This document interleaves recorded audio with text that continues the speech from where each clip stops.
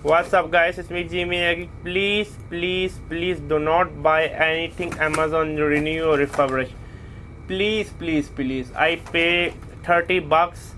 You can pay $5 more and $35 buy us a new one. I love this mouse ergonomics, but do not buy this mouse. I just did an unboxing and I was shocked. Mostly I buy refurbished product from eBay, but from Amazon please do not buy. This product is refurbished and renewed by Amazon. Can you see?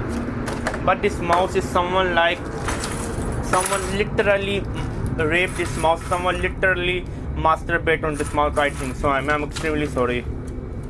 As you can see, it's so dirty from back. You can see. What else I have to say?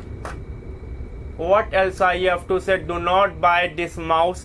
Do not buy anything from Amazon as a renew and refurbish. Literally, it seems like someone raped this mouse, someone have a sex with this mouse, someone masturbate on this mouse, someone, I don't know what they did, someone to throw this mouse in our drainage and then pick this mouse. Amazon should pay me, to be honest. Amazon should pay me because my hands have been contaminated. I don't know what kind of disease or bacteria infection I can get. Amazon, shame on you, to be honest with you.